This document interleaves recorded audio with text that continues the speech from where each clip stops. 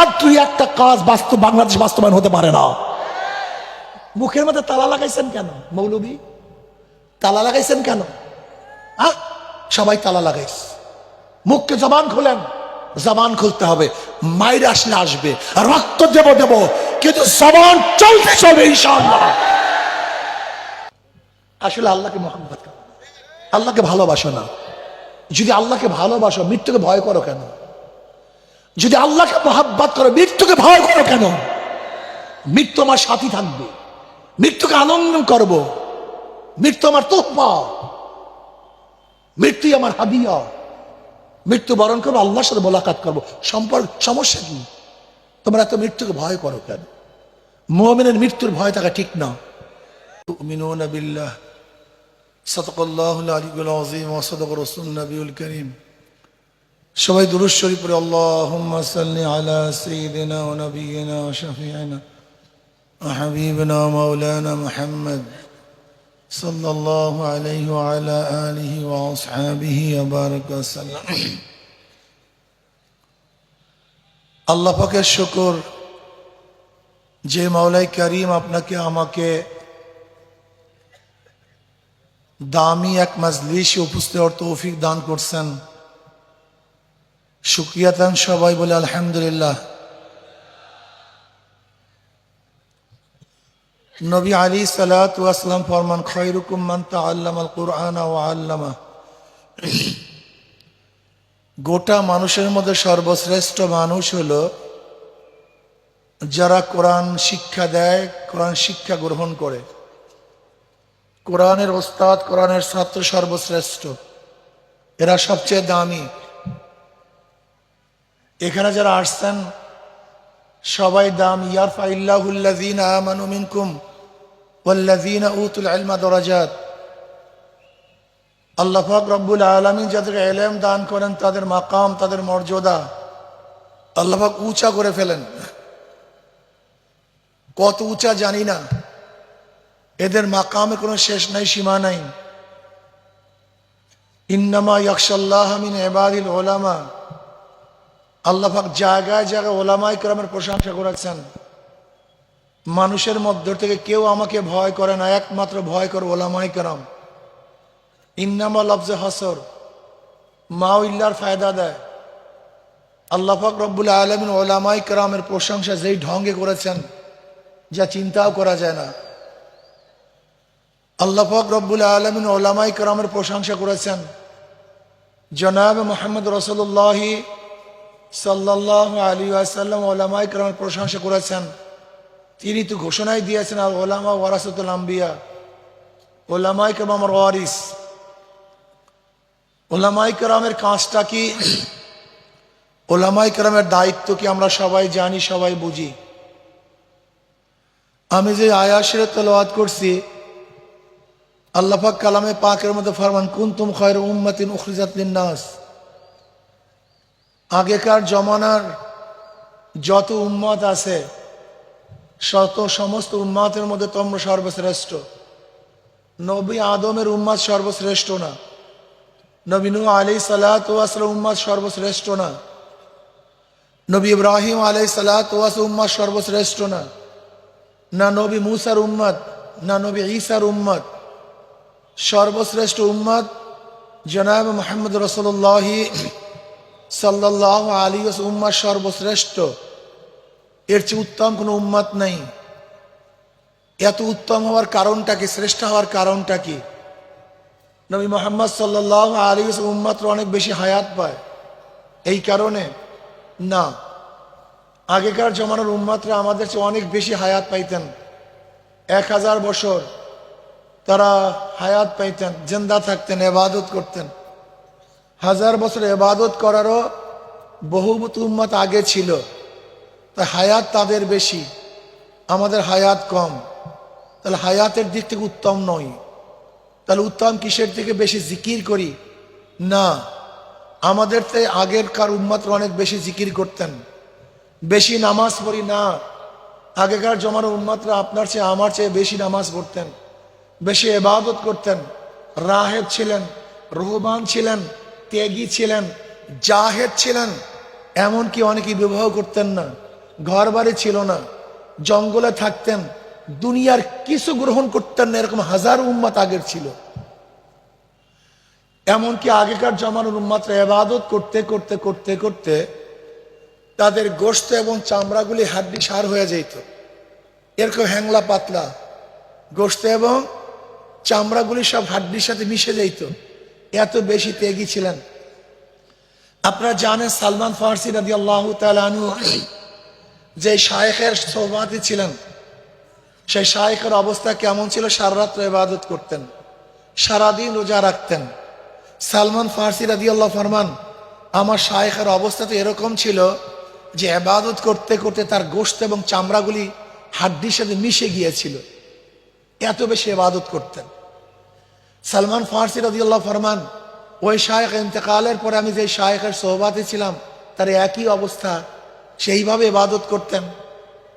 তিনি বলেন, দ্বিতীয় শায়েখ ইন্তেকালের পরে আমি তৃতীয় সেই শায়েখ গ্রহণ করেছিলাম, তার একই অবস্থা, তিনি সারা রাত্র সারাদিন ইবাদত করতেন। আমি কি বুঝাতে চাই? আগেকার জমানোর উম্মতরা অনেক বেশি ইবাদত করতেন, এ ব্যাপারে কোনো সন্দেহ নেই। এরপরও তারা সর্বশ্রেষ্ঠ না। আপনি এবং আমি সর্বশ্রেষ্ঠ হওয়ার কারণটা কি? ঈসা আলাইহিস সালাতু ওয়াস সালাম উম্মত অনেক বেশি জাহেদ ছিলেন। খোদ সমস্ত নবীদের মধ্যে সবচেয়ে বেশি জাহেদ ছিলেন কে? নবী ঈসা আলাইহিস সালাতু ওয়াস সালাম। আপনারা সবাই জানেন ঈসা আলাইহিস সালাতু ওয়াস সালাম দুনিয়ার কোনো কিছুই গ্রহণ করতেন না। ঈসা আলাইহিস সালাতু ওয়াস সালাম না ঘর ছিল, না বাড়ি ছিল, না জায়গা ছিল, না জমি ছিল। ঈসা আলাইহিস সালাতু অবস্থা এরকম, একদিন একটা ইট মাথায় দিয়ে শুয়েছিলেন। কি মাথায় দিয়েছিলেন ভাই? ইট। শয়তান বলছে নবী ঈসা তো দুনিয়াদার হয়ে গেছে। নবী ঈসা কি হয়ে গেছে? ব্যবহার করছে শুধু একটা ইট, অমনি সে উটটাকে ফিক্কা মারছে, না তোর দুনিয়া, ইটও ব্যবহার করব না। এত জাহেদ তিনি ছিলেন। ঈসা আলাইহিস সালাতু অবস্থা কেমন? একদিন প্রচন্ড ঝড় বৃষ্টি চলতেছে, আকাশে মারাত্মক গর্জন। ঈসা আলাইহিস সালাতু এক তাঁবুর মধ্যে আশ্রয়ের জন্য গেলেন। দেখেন সেখানে এক যুবতী মহিলা, যুবতীর কাছে কিভাবে থাকবেন? সেখান থেকে বের হয়ে গেলেন, গেছেন এক পাহাড়ের মধ্যে এক গুহায়, গিয়া দেখেন সেখানে সিংহ অবস্থান করতেছে। হযরত ঈসা আলাইহিস সালাতু ওয়াস সালাম সিংহের পিঠে হাত দিয়ে বলতেছেন যে মাওলা হে, তুমি সবার জন্য কোনো আশ্রয়স্থল রাখছো, কিন্তু তোমার বান্দা ঈসার জন্য কোনো আশ্রয়স্থল রাখো নাই। ওই মেয়ের জন্য তাঁবু আছে, সিংহের জন্য গুহা আছে, কিন্তু তোমার বান্দা ঈসার জন্য না তাঁবু আছে না গুহা আছে। এত ত্যাগী ছিলেন। আল্লাহ পাক বলেন, ঈসা তুই যেহেতু আমার জন্য ত্যাগ করছো, তোর কোনো টেনশন নেই, তোর ত্যাগের কারণে আমি আমার নিজের হাতে বানানো 100 হুরের সাথে তোকে বিবাহ দেব। কয় না সুবহানাল্লাহ। সেখানে কি হবে? অলিমা আমি নিজে করব। অলিমা কত বছর হবে? 4000 বছর অলিমা হবে। কত বছর বসে অলিমা হবে? 4000 বছর অলিমার মেয়াদ হবে। এই 4000 বছর পর্যন্ত অলিমা খাওয়াবো আমি মাওলাই নিজে। অলিমার দাওয়াত কে পাবে? দুনিয়ার জাহেদরা, যারা দুনিয়া ত্যাগী ছিল, সেই ঈসার অলিমায় তারা দাওয়াত পাবে। যাই হোক, আমি যেই কথা বলতেছিলাম যে তারা জাহেদ ছিলেন, রাহেব ছিলেন, রহবান ছিলেন। এরপর আল্লাহ ডিক্লেয়ার দেন, কুনতুম খায়রা উম্মাতিন উখরিজাত লিন-নাস, তোমরা সর্বশ্রেষ্ঠ উম্মত। আমি তোলাবা এজাম ওলামায়ে কেরামের মাথার মধ্যে এই বয়ানটা ঢুকাবার জন্য আগের কিছু কথা বলেছি, অথচ আগের কথা বলার উদ্দেশ্য না। আমার কথা বলার উদ্দেশ্য এখন যে এই কথাগুলি বলবো, এই কথাগুলি খুব খেয়ালের সাথে ওলামা তোলাবা শুনতে হবে, হৃদয়ঙ্গম করতে হবে, জেহেন নশীন করতে হবে। এই কথাগুলো বুঝাতে হবে, বুঝতে হবে, নিজে বুঝবো আর একজনকে বুঝাবো। আমরা সর্বশ্রেষ্ঠ উম্মত হওয়ার কারণটা কি? বেশি জিকির না, বেশি তেলাওয়াত না, জোরে বলেন না। কি কথা ঠিক না? ইহুদিরা আমাদের চেয়ে অনেক বেশি আলেম ছিলেন, অনেক বেশি জানতেন। আপনারা সবাই জানেন গায়রুল মাগযুবি আলাইহিম ওয়ালাদ-দাল্লিন। এই মাগযুব কারা? ইহুদি। দল কারা? খ্রিস্টান। মাগযুব এবং দলের মধ্যে পার্থক্যটা কি?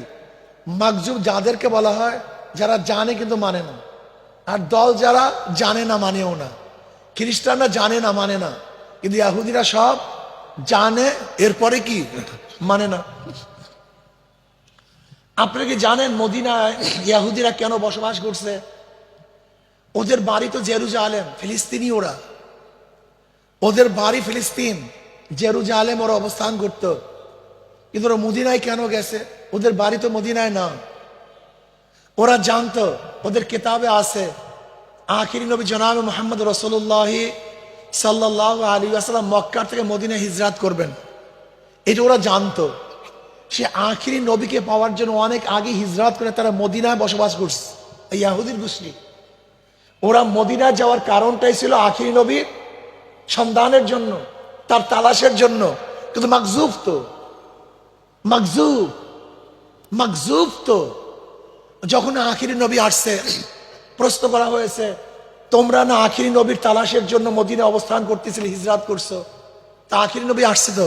বলে আমরা যার তালাশে আসছি তিনি ইনি না, অন্য কেউ হবে, ইনি না, সে এখনো আসে নাই। এগুলো ইহুদি মাকজুব। আল্লাহ পাক এদের উপর গজব নাজিল করছে। এরা বহুত জানতো কিন্তু মানতো না। এটা হলো ইহুদি। ওরা অনেক বেশি জানে। কেমন জানে আপনারা সবাই জানেন। নবী আলী সাল্লাতু ওয়াস সালামের আওসাফ সম্পর্কে খুব ভালো মতো ওয়াকিফাল ছিল। এমনকি আবু বকর রাদিয়াল্লাহু ওয়াকিফাল ছিল। আরে বাদ দেন আবু বকর রাদিয়াল্লাহু তাআলা, আব্দুল মুত্তালিব একদিন সিরিয়ায় গেছেন। আব্দুল মুত্তালিব সিরিয়ায় যাওয়ার পরে এক ইহুদি পাদ্রী বলতেছে, তুমি এদিকে আসো, দেখি তোমার একটু জামাটা খোলো তো। জামা খুলছে। জামা খোলার পরে বলতেছে, তোমার একটু উরু উন্মোচন করো তো। বলে না, আমি সতর খুলতে পারবো না, শুধু উরু দেখাতে পারি। বলে দেখাও তো। দেখাবার পরে বলে, আল্লাহর কসম, আখিরি নবী যে আসবে সে তোমার উরাসের মধ্যে আসবে। এর ওরা জানতো, এত এত তারুফ ওদের মধ্যে ছিল। আবু বকর সিদ্দিক রাদিয়াল্লাহু তাআলা তাকে দেখেও চিনা ফেলাইছে যে নবী আলী সাল্লাতু ওয়াস সালামের আখিরি নবীর দুইজন সহকার থাকবে, দুইজন সেফা সালার থাকবে, একজন মুরব্বী আর একজন যুবক। যেই মুরব্বী থাকবে তিনিই তুমি। ওমর ইবনে খাত্তাব রাদিয়াল্লাহু তাআলা কে দেখেও চিনা ফেলাইছে। আপনারা সবাই জানেন এই ঘটনা। বলে যুবক যেই তার সহকারী থাকবে সেই ব্যক্তি তুমি। এরা তারা জানতো, এত ইলম তাদের ছিল। লেকিন কপালের মধ্যে হেদায়েত নাই। হেদায়েতের মালিককে জানার মাধ্যমে হেদায়েত পাওয়া যায় না। যদি জানার মাধ্যমে হেদায়েত পাওয়া যেত তাহলে ইহুদিরা পুরাপুরি তারা হেদায়েত পেয়ে যেত। সমস্ত ইহুদির হেদায়েত পাই, তোরা জন্মের জানতো। হেরাক্কালের অবস্থা জানেন, খ্রিস্টান হেরাক্কাল, সে নবী আলী সাল্লাতু ওয়াস সালাম তার সম্পর্কে জানার পরে বলছেন, ইনি সেই আখিরি নবী যিনি দুনিয়াতে আসবেন। কিন্তু ঈমান আনতে পারেনি। এর কারণটা কি? হেদায়েতের মালিককে। এই জন্য হেদায়েত আল্লাহর কাছে চাইতে হয়। হেদায়েত আল্লাহর কাছে চাইতে হয়। যাই হোক, আমি কথা অন্যদিকে যাব না। আমরা সর্বশ্রেষ্ঠ উম্মত হওয়ার কারণটা কি? দুইটা কারণ। জোরে বলেন কয়টা? সবাই বলেন নাই কিন্তু। রোদ্রে তো আরো গরম হওয়ার কথা, কিন্তু ঠান্ডা হয়ে গেছেন কেন? জোরে বলেন কারণ কয়টা? আমরু বিল মারুফ ওয়া নাহি আনিল মুনকার, সৎ কাজের আদেশ, অসৎ কাজের। জনাব মুহাম্মদ রাসূলুল্লাহ সাল্লাল্লাহু আলাইহি ওয়াসাল্লাম উম্মতের মধ্যে স্পেশালি দুইটা গুণ, সৎ কাজের আদেশ, অসৎ কাজের নিষেধ। যেই দায়িত্ব আগেকার নবীদের ছিল, যেই দায়িত্ব রসুলদের ছিল, আল্লাহ পাক রব্বুল আলামিন সেই দায়িত্ব সরাসরি নবী মুহাম্মদ সাল্লাল্লাহু আলাইহি ওয়াসাল্লামের উম্মতকে দান করেছেন। আমরু বিল মারুফ ওয়া নাহি আনিল মুনকার, সৎ কাজের আদেশ, অসৎ কাজের নিষেধ।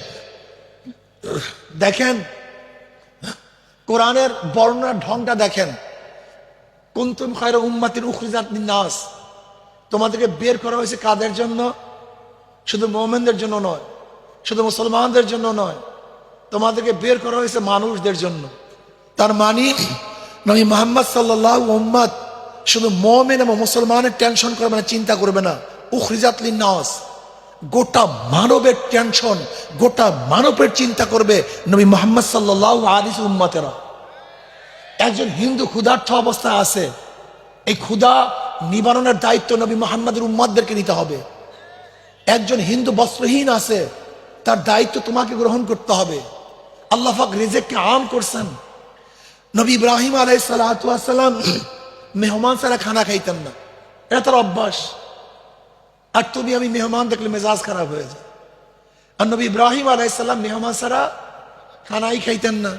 একদিন কোনো মেহমান নেই, কোনো মেহমান পাচ্ছেন না। এক মোরশেক মেহমান পেয়েছে, মোরশেক, তাকে দস্তরখানে বসাইছে। এবার মোরশেক খানা খাওয়া শুরু করছে, বিসমিল্লাহ ওয়াল উজ্জা, লাত এবং উজ্জার নামে খানা খাওয়া শুরু করছে। নবী ইব্রাহিম আলাইহিস সালাম দস্তরখান, নবী ইব্রাহিম আলাইহিস সালামের দস্তরখানে বলতেছেন লাত এবং উজ্জার নামে খানা খাওয়া শুরু করছে। কার নামে? ডাইরেক্ট শিরক, মারাত্মক শিরক। নবী ইব্রাহিম আলাইহিস সালাম বলছে, আমার দস্তরখানে তুমি লাত এবং উজ্জার নামে খানা খাবা, আমি তোমাকে খানা খাওয়াবো না, তুমি আল্লাহর নামে খানা শুরু করো। এবার সে মুশরিক বলতেছে, আমি তো খানা খাওয়ার জন্য আসছি, ঈমান গ্রহণ করার জন্য আসিনি। তুমি খানা খাওয়াইলে খাওয়াও, না খাওয়ালে যাই আমি। বলে যাও, তুমি লাত উজ্জার নামে খানা খাবা, আমি তোমাকে খানা খাওয়াবো না। রওনা করছে। ওদিকে আল্লাহ ডাক দিয়ে বলে, ইব্রাহিম 80 বছর পর্যন্ত এই মুশরিক লাত এবং উজ্জার নামে খানা খাওয়ার জন্য শুরু করছে। 80 বছর পর্যন্ত লাত এবং উজ্জার নামে খানা খাইছে, আমি একদিনও মাহরুম করি নাই, দস্তরখান থেকে উঠাই নাই। আর আজকে একদিন তোর সামনে লাত এবং উজ্জার নামে খানা খাওয়ার কারণে তুই মাহরুম করিয়া দিস। তুই কি জানো আমি খানাকে, রিজিককে হারাম করছি? নবী ইব্রাহিম আলাইহিস সালাম দৌড়ে এলেন, বলে ভাই তুই জান না, আমি ইচ্ছা খানা খা, আমার নবুয়তি যায়, জলদি খানা খা। আল্লাহ পাক রিজিক কাম করছেন।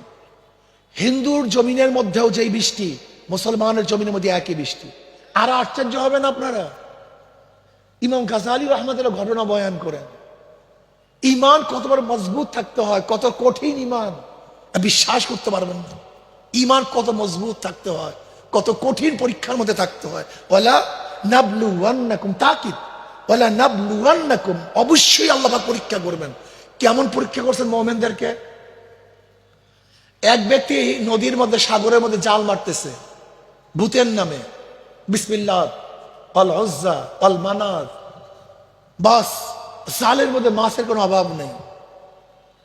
আর একজন বিসমিল্লাহ বিসমিল্লাহ, একটা মাছও নেই, একটা মাছও নেই।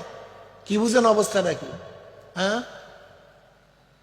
ভূতের নামে জাল মারে, মাছের অভাব নেই, অথচ আল্লাহর নামে জাল মারে কোনো মাছ নেই। এখন ফেরেশতারা আল্লাহর কাছে বলে, মাওলা হে, এই অবস্থা কি? বলে এই দুজনের আখিরি আঞ্জাম দেখবা। যারা ভূতের নামে জাল মারে তার আখিরি অবস্থা কি হবে, আর যে আমার নামে জাল মারে তার অবস্থাটা কি হবে দেখো তো। দেখে একজন জাহান্নামে জ্বলতেছে, যে ভূতের নামে জাল মারে, আর যে আল্লাহর নামে জাল মারে সে জান্নাতের মধ্যে আনন্দ করতে। বুঝাতে খুব কঠিন মাসালা, মাসালা খুব কঠিন। ইমান রাখি এত কঠিন, এত সহজ না। আজকের জমানাতে ইমান রাখা আরো কঠিন, অনেক কঠিন, মারাত্মক কঠিন। উখরিজাত লিন-নাস, আমাদেরকে বের করেছে কত মানুষের জন্য। দেখেন ইসলাম কত ইনসাফপূর্ণ, কত ইনসাফপূর্ণ ইসলাম। বিশ্বাস হয় না? আচ্ছা, মুসলিম কোন মেয়েকে যদি কেউ ধর্ষণ করে তার বিচার হবে, যদি হিন্দু মেয়েকে ধর্ষণ করে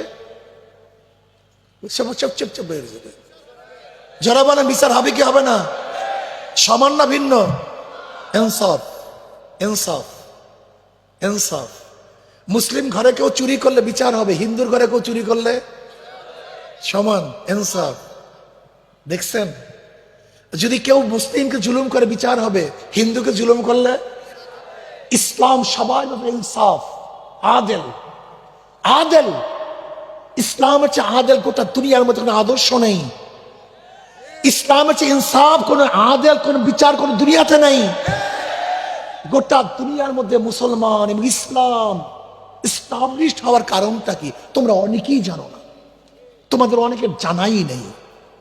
সমস্যা নেই, মুসলমানরা জানেন আমাদের অবস্থানটা কোথায়, আমরা কারা, আমাদের কাজটা কি, অনেকেই জানে না। বিশ্বাস হয় না তোমাদের?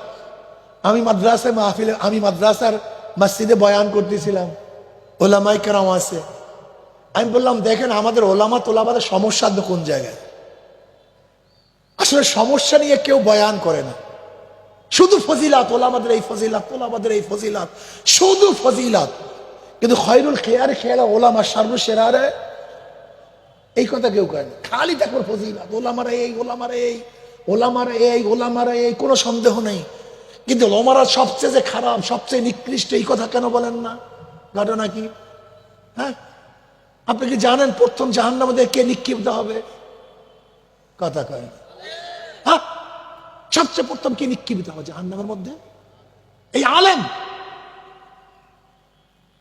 এই আলেম সবচেয়ে প্রথম নিক্ষিপ্ত হবে জাহান্নামের মধ্যে।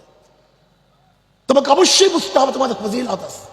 ফজিলাত আমি প্রথমেই শুরু করছি, কিন্তু যাদের ফজিলাত আছে তাদের আবারও ভয়ও আছে। তোমাকে আমি বয়ান করলাম আমাদের সমস্যা কোন জায়গায় দেখেন। এইমাত্র মুহাদ্দিস সাহেব বুখারীর দর্সের মধ্যে জামাতের ফজিলাত পড়াইছে, জামাতের ফজিলাতের হাদিস পড়াইছে, জামাতে নামাজ বলে এই ফজিলাত। অথচ মুহাদ্দিস সাহেব নিজেও জামাত নামাজ পড়েন নাই, ছাত্র নিজেও জামাতে নামাজ পড়েন নাই। কি কথা কয় না? এইমাত্র তাকবীরুল্লাহর ফজিলাত পড়াইছে হাদিসের মধ্যে। মুহাদ্দিস সাহেব নিজেও তাকবীরুল্লাহ ফেল করছে, ছাত্রও তাকবীরুল্লাহ ফেল করছে। এইমাত্র সামনের কাতারে ফজিলাত পড়াইছে, মুহাদ্দিস সাহেব নিজেও সামনের কাতারে যায় নাই, তোলাবা যে হাদিস পড়ছে সেও সামনের কাতারে যায় নাই। এইমাত্র আনতা আবুদাল্লাহ কান্নাকা তারা ফাইল্লাম তাকুন তারাহু ফাইন্নাহু ইয়ারাক, এই হাদিসে তাকরীর করছে না, যে তাকরীর করছে তার নামাজের মধ্যে খুশু ছিল, আর যারা তাকরীর শুনছে তাদের মধ্যে খুশু ছিল। কদ আফলাল মুমিনুনা আল্লাযীনা হুম ফি সালাতিহিম খাশিউন, ওই সমস্ত মুমিনরা কি হয়ে গেছে? সফল কাম হয়ে গেছে, হবে না তা না, হয়ে গেছে। কদ আফলাহা মাজি, কদ তাহকিকের জন্য সফল কাম হয়ে গেছে। কোন মুমিন? আল্লাযীনা হুম ফি সালাতিহিম খাশিউন, যারা ভয় এবং বিনয়ের সাথে নামাজ আদায় করবে। এইমাত্র তাফসীর পড়াইছি, অথচ নিজের মধ্যে ভয় এবং বিনয় কিছুই নেই। কথাটা বুঝাতে পারিনি। তার মানে যা পড়ি পড়াই, কথা কয় না। আমি বললাম এই যে দেখেন আমাদের শায়েখ সানি কিতাবুল মাগাজি পড়াইছে, শুরুটাই হয়েছে জিহাদের বয়ান, অথচ ওনার মধ্যে জীবন ও জেহাদের কোনো স্পৃহা আসে নাই। জেহাদ উনি শুনতেই পারেন, বিশ্বাস হয় না। আচ্ছা, কোরআন ও হাদিসের মধ্যে জিহাদের কথা আছে কি নাই? পৃষ্ঠায় পৃষ্ঠায় আছে। আজ পর্যন্ত কোন ইমাম সাহেব বা কোন মুহাদ্দিস সাহেব, মুফতি সাহেব তোমাদেরকে জিহাদের বয়ান করছে মসজিদের মধ্যে? কত সত্য কথা কও, বুকে হাত দিয়া না, এ বয়ান করবে না, এটাকে বয়ান মনে করে না। বুকে হাত দিয়া কও, বুকে হাত দিয়া কও। দেখো আমি বললাম, দেখো এই মুহাদ্দিস সাহেব এইমাত্র নবী আলাইহিস সালাতু ওয়াস সালামের পোশাকের বয়ান পড়াইছে, অথচ এই মুহাদ্দিস সাহেব কি পারবে এখন যুদ্ধের পোশাক পরিয়া মাদ্রাসার বাহিরে মাঠের মধ্যে নামতে? লজ্জা পায়। অথচ নবীর পোশাকের ফজিলত পড়াইছে, নিজের পোশাক পরতে কি পায়? শরম। শরম। এটা কেমনে পরে যুদ্ধের পোশাক? অথচ এইমাত্র নবীর পোশাকের সওয়াইশি করছে, ফজিলত পড়াইছে। এইমাত্র নবী আলাইহিস সালাতু ওয়াস সালাম তলোয়ারের বয়ান করছে, লা আইবা ফীহিম গায়রা আন্না সুয়ুফাহুম ফীহিন্না ফালুলুম মিন কারাইকা তাইবি। অথচ দেখা যায় যুদ্ধের তলোয়ারের ফজিলত পড়াইছে, মুহাদ্দিস সাহেব কি পারবে যে একটা তলোয়ার নিয়ে রাস্তায় নামতে? লজ্জা পায়। এটা আলেমদের শানের খেলাফ, অথচ নবীর শানের খেলাফ হয় নাই, আলেমের শানের খেলাফ হয়েছে। কি আপনাদের রাগটা কইছিল? নবীর শানের খেলাফ, কিন্তু আলেমের শানের কি হয়ে গেছে? খেলাফ হয়ে গেছে, মারাত্মক খেলাফ হয়ে গেছে। এইমাত্র পড়াইছে নবী আলাইহিস সালাতু ওয়াস সালামকে এই গালি দিয়েছে, জাদুকার বলছে, অতন্ত্রবাদী বলছে, শায়ের বলছে, কোরআনের মধ্যে পড়ছে এইমাত্র। কিন্তু আমাকে গালি দিলি আমার আমার মানিজ্জাত সব গেছে। নবীকে গালি দিলে তার মানিজ্জাত যায় না, তোমাকে গালি দিলে মানিজ্জাত যাবে কেন? ঘটনা কি? ঘটনা কি? তোমরা তো সহ্য হয় না কেন? হ্যাঁ, এইমাত্র ফজিলাত পড়েছে নবী আলাইহিস সালাতু ওয়াস সালাম দাওয়াত দিতে রক্ত জড়াইছে, অথচ এই মৌলবীর একদিন একটা ঘামও সরেনি, জীবনেও না, গালি খায়নি। এইমাত্র পড়াইছে নবী আলাইহিস সালাতু ওয়াস সালাম পেটের মধ্যে দুইটা, অথচ এই জীবনে একক না খেয়ে দেয়নি। বিশ্বাস হয় না, আমার কথাগুলি খারাপ লাগতেছে মনে হয়। বাস্তবতেই বাস্তবতেই এই মতো সাহাবাদের ইতিহাস পড়াইছে যারা কোনো বেঈমানের সামনে মাথা নত করে নেই, অথচ আমাদের 24টা ঘন্টা ফাসেকদের সামনে মাথা নত থাকে।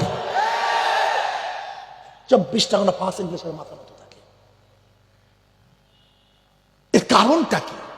যা পড়ি পড়াই, পঠন পাঠন, এটা একটা সিস্টেম, একটা সিস্টেম। কিন্তু কোরআন ও হাদিস সিস্টেম নয়, এটা পঠন এবং পাঠন নয়। খুব ভালো মতো মনে রাখবা, কাবুরা মাকতান ইনদাল্লাহি আন তাকুলু মা লা তাফআলুন। এই আয়াতের মেজদাক শুধু ওই বয়ানীদেরকে বলছো, যে ওয়াইজিনদেরকে? আজীব। সবার মাথার মধ্যে কাবুরা মাকতান ইনদাল্লাহি আন তাকুলু মা লা তাফআলুন মেজদাক কারা? যারা ওয়াইজ করে তারা। তা তুমি যে হাদিসের মধ্যে পড়াইছো, তুমি ওয়াইজ না, তুমি নাসি না, তুমি বায়ান না, তুমি মুদাররিস না, তুমি তো একই হালত। তোলাবায়ে আযম, মাকজুব হয়েও না। এই বলো তো মাকজুব কারা? এইমাত্র বয়ান করছে, কেউ বলবে না বলো তো তুমি মাকজুব কারা? জানে মানে না। এই মাকজুব হয়েও না, মাকজুব হয়েও না। মাশাআল্লাহ, তোমরা ভালো কথা বলছো। জানে মানে না, এটা মাকজুব। এরা মাকজুব, জানে মানে না। আজকে আমরা জানি কিন্তু মানি না।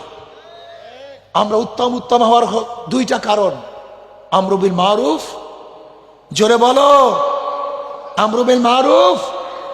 যদি আমরু বিল মারুফ, সৎ কাজের আদেশ, অসৎ কাজের নির্দেশ এই চরমনায় পৃষ্ঠার মধ্যে না থাকে, কোরআন তাকে উত্তম বলবে না। আমাদের সর্বশ্রদ্ধীয় মাহমুদিয়া মাদ্রাসার মোহতামিম সাহেব হযরতের মধ্যেও যদি আমরু বিল মারুফ আর নাহি আনিল মুনকার না থাকে, কোরআনের ভাষায় সে উত্তম উম্মত হতে পারবে না।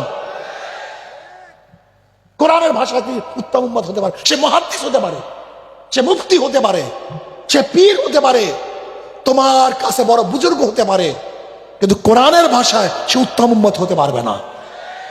উত্তম উম্মত হওয়ার জন্য দুইটা জিনিস লাজিম, আমরু বিল মারুফ, সৎ কাজের আদেশ, অসৎ কাজের নিষেধ থাকতে। অতুমিনুনা বিল্লাহ, এখানে আমলের কথা আগে আনছে, ইমানের কথা পরে আনার কারণটা কি? ইমান তো মুকদ্দম, আমল তো মুআক্খার। এখানে তো ইমান আগে আসবে, তারপরে আমলের কথা আসবে। এখানে আমলের কথা আগে আসছে কারণটা কি? ইমানের তাসাবি, সমস্ত মুমিন আগেকার উম্মত, আমরা আগেকার নবী, আমার নবী, সবার ইমান সমান। ইমানের মধ্যে কার কোনো পার্থক্য নেই। সমস্ত নবীর উম্মত, সমস্ত নবীর উম্মতের ইমান এক, অভিন্ন। নবী ইব্রাহিম আলাইহিস সালাম আল্লাহ কয়জন মানতেন? আমার নবী। আদম কয়জন মানতেন? আমার নবী। তারা ফেরেশতা মানতেন কি মানতেন না? আমার নবী। কিয়ামত মানতেন কি মানতেন না? জান্নাত জাহান্নাম, তাকদীর, ইমান সমান। ইমানের মধ্যে কোন নবীদের, কোন উম্মতের কোনো পার্থক্য নেই। সমস্ত নবী, সমস্ত উম্মতের ইমান সমান, কিন্তু আমল সমান না। কাজ সমান না। এখানে উত্তম কেন হয়েছি এইটা বর্ণনা করার জন্য আল্লাহ পাক এই আয়াত নাযিল করেছেন। তোমার উত্তম উম্মত হওয়ার কারণ শুধু ইমান না, ইমান তো সবাই তাসাবি, সবাই সমান। তোমার উত্তম উম্মত হওয়ার কারণ দুইটা, বলেন তো কি কি? সৎ কাজের আদেশ। এখন সৎ কাজের আদেশ করবেন, অসৎ কাজ নিষেধ করবেন না, খালি দরবেশি করবেন। এই দরবেশি নিজের কাছে হতে পারে, কিন্তু আল্লাহর কাছে মাকবুল হবে না। আমার শেষ কথা বলতে বলতে, সৎ কাজের আদেশ, অসৎ কাজ নিষেধ করবো কিভাবে? নবী আলাইহিস সালাতু বলেছেন, মান রাআ মিনকুম মুনকারান ফালিগাইয়ির বিয়াদিহি ফাইন লাম ইয়াস্তাতি বিলিসানিহি ফাইন লাম ইয়াস্তাতি বিকলবিহি ওয়া যালিকা যাফুল ঈমান। যদি খারাপ গর্হিত কাজ দেখো, এখানে ইয়াদির দ্বারা উদ্দেশ্য কি? শক্তি দ্বারা পরিবর্তন করে দাও। যদি সেই শক্তি না থাকে, জবান দিয়ে, মুখ দিয়ে এমন ভাবে বলো যেন পরিবর্তন হয়ে কি হয় নাই। এই যে ডারউইনের থিওরি বাংলাদেশে সব জায়গায় পড়াবার চেষ্টা করছিল, শেখ হাসিনা সরকার প্রতিবাদ করার কারণে পারছে। ফতুয়া বন্ধ করার চক্রান্ত করছিল, যখন আন্দোলন হচ্ছে পারছে। নারী নীতি বাস্তবায়ন করার চক্রান্ত চলছিল, পারছে। আর সব বাদ দাও, কয়েকদিন আগে গানের টিচার দিবে, কি দিবে? আমরা কোনো মারামারিও করিনি, হরতালও শুধু জবান দিয়ে বলছিলাম। কি বলছিলাম? যে ইউনূস সরকারের ভূতে পাইছে, মনে নেই তোমরা? ইউনূস সরকারের ভূতে সুখে থাকতে ভূতে কিলায় বলছিলাম না? যে খবরদার ইউনূস সরকার যদি গানের টিচার মিচার দেন, এমন কিলান শুরু হবে যে খিল থেকে মুক্তি পাবেন না। কি পারছে? কথা কয় না। তার মানে কি বলেন তো? কি বুঝাইতে পারলাম? এখনো জবান দিয়া বললে উদাত্তই একটা কাজ বাংলাদেশ বাস্তবায়ন হতে পারে না। মুখের মধ্যে তালা লাগাইছেন কেন মৌলবী? তালা লাগাইছেন কেন? সবাই তালা লাগাইছে। মুখকে জবান খুলেন, জবান খুলতে হবে। মায়ের আসলে আসবে, রক্ত দেব, কিন্তু জবান চলতে চলবে ইনশাআল্লাহ। জবান খুলতে হবে। ইহুদিদের কথা বলতেছিলাম। ইহুদিরা কি বলতো? যে আমরা তোমাদের চেয়ে সবচেয়ে বেশি আল্লাহকে বেশি মোহাব্বত করি, কয় নাই? আল্লাহ কি কয়? কুলিয়া আইয়ুহাল্লাযীনা হাদু ইন যাআমতুম আন্নাকুম আউলিয়াউ লিল্লাহি মিন দুনিন নাসি ফাতামান্নাউল মাউতা ইন কুনতুম সাদিকিন। যদি তোরা আল্লাহকে বেশি মোহাব্বত করো, তো আল্লাহর সাথে মোলাকাতের সবচেয়ে বড় পর্দা কি? মৃত্যু। আল্লাহর সাথে মোলাকাত, আল্লাহর সাথে দেখা হওয়া, সাক্ষাৎ হওয়ার পর্দা কি? ফাতামান্নাউল মাউত। যদি তুই বন্ধুই হয়ে থাকো, তো বন্ধুর সাথে বন্ধু দেখা করতে চায়, বন্ধুর সাথে বন্ধু, তা মৃত্যুর কামনা কর। কিন্তু কেন মৃত্যুর কামনা করো না? আসলে আল্লাহকে মোহাব্বত করো, আল্লাহকে ভালোবাসো না। যদি আল্লাহকে ভালোবাসো, মৃত্যুকে ভয় করো কেন? যদি আল্লাহকে মোহাব্বত করো, মৃত্যুকে ভয় করো কেন? মৃত্যু আমার সাথী থাকবে, মৃত্যুকে আনন্দ করব, মৃত্যু আমার তোহফা, মৃত্যুই আমার হাদিয়া। মৃত্যু বরণ করবো, আল্লাহর সাথে মোলাকাত করবো। সমস্যা কি? তোমরা এত মৃত্যুকে ভয় করো কেন? মুমিনের মৃত্যুর ভয় থাকা ঠিক না। মুমিনের মৃত্যুর ভয় থাকা, আমরা সামনে কদম বাড়াবো, মুমিন কোনদিন পিছনে হটতে পারে না। জজবান। যদি সেই শক্তি না থাকে, মনে মনে কি করো? ঘৃণা করো না পরিকল্পনা করো? ধরে নেন এই মসজিদের সামনে ময়লা, 1 কোটি মানুষ এখান থেকে হাঁটবে, ইস থু গন্ধ, সবাই ঘৃণা করছে। ময়লা আছে না? গেছে, ময়লা যায়নি। কিন্তু ইমাম সাহেব একা, সে পরিকল্পনা করছে এখানে ময়লা, ঝাঁটার প্রয়োজন, ঝাড়ুর প্রয়োজন, বালতির প্রয়োজন, পানির প্রয়োজন। পানি মারিয়া ঝাঁটু দিচ্ছে, বাস ময়লা আছে। কয়জনের পরিকল্পনায়? আর 1 কোটি মানুষের ঘৃণায়? ঘৃণা না, পরিকল্পনা কর। প্রত্যেকের জায়গা থেকে পরিকল্পনা করে। আফালা তাতাফাক্কারুন আফালা তাআকিলুন ইয়া উলিল আবসার ইয়া উলিল আলবাব। চিন্তা কর, এই ঘুরে ধরা সমাজকে কিভাবে পরিবর্তন করা যায়, আল্লাহর জমিনে আল্লাহর হুকুমকে কিভাবে বাস্তবায়ন করা যায়। প্রত্যেকের জায়গা থেকে পরিকল্পনা করো, দেখবা ইনশাআল্লাহ আজকে হোক কালকে হোক বাংলাদেশ ইসলাম হুকুমত হবে ইনশাআল্লাহ। কি রাজি আছেন ইনশাআল্লাহ? কি ঘুমাবা খালি ঘরে বৈশা, না জীবন জান মাল দিয়ে ঝাঁপিয়ে পড়বে ইনশাআল্লাহ? কি রাজি আছেন ইনশাআল্লাহ? কে গেল 2 হাত নারায়ে তাকবীর। মাশাআল্লাহ। আগামী নির্বাচনী যুদ্ধ শুরু হয়ে গেছে। কি যুদ্ধ? জোরে বলো, কি যুদ্ধ? কি রাত্রে ঘুমাবা নাকি যুদ্ধে অংশগ্রহণ করবা? আসতে কয়। আরে ডাইল খেলে তো আমাদের তাকত বাড়ার কথা, ডাইলের মধ্যে মারাত্মক ভিটামিন। কি কথা ঠিক না? তোমরা মনে হয় আজকে খাও নাই, এই যুদ্ধ অংশগ্রহণ করবা না সবাই ঘুমাইয়া পড়বে ইনশাআল্লাহ? এবার ইসলামকে বিজয় করবে ইনশাআল্লাহ। যার যেখানে যা কিছু আছে তা নিয়ে ঝাঁপিয়ে পড়বে ইনশাআল্লাহ। আল্লাহ আমাদের সবাইকে ইসলামী হুকুমত কায়েম করার জন্য ঐক্যবদ্ধভাবে একই সাথে ঝাঁপিয়ে পড়ার তৌফিক দান করেন। ইসকন সম্পর্কে বলার জন্য বলা হয়েছে, ইসকন এইটা কোনো হিন্দুদের সংগঠন নয়, এটা হিন্দুদের সন্ত্রাসী সংগঠন। আমি অনেক আগে বলছি ইসকনের কথা, প্রায় 10 বছর আগে বলছি এই ইসকনের সন্ত্রাসী, একটা টেরোরিস্ট, একটা টেরোরিজম, একটা সন্ত্রাস। আমি সরকারকে অনুরোধ করব, বাংলাদেশে ইসকন নামীয় কোনো সংগঠন থাকতে পারবে না। কি সবাই একমত ইনশাআল্লাহ? কারা একমত? 2 হাত নারায়ে তাকবীর। আল্লাহ আমাদের সবাইকে কবুল করে নেন। আশা করি ইনশাআল্লাহ আগামী ইসলাম হুকুমত কায়েম করার জন্য ভোট যুদ্ধে ইনশাআল্লাহ অবতীর্ণ হব, ইসলাম বিজয় হবে। আর এই গরমের দিনে কি জানি লাগে একটা আল্লাহই ভালো জানে। এই হাত পাকার বাতাস দিয়ে সবাইকে ঠান্ডা করে ফেলে ইনশাআল্লাহ। আল্লাহ আমাকে আমাদের সবাইকে কবুল করে নেন। আমা আলাইনা ইল্লাল বালাগ। আসসালামু আলাইকুম রহমতুল্লাহ। আর আগামী 23 তারিখ হাউজিং রূপরদুল হাউজিংয়ে মাহফিল আছে, সবাই থাকবেন ইনশাআল্লাহ। আপনাদের সবাইকে আল্লাহ পাক কবুল করেন, আওয়াজক্য সবাইকে কবুল করেন, ওলামা তোলাবাকে সবাইকে কবুল করেন। আগামী দিন ইনশাআল্লাহ ইসলাম হুকুমত কায়েম করবই করবে ইনশাআল্লাহ। আসসালামু আলাইকুম রহমতুল্লাহ।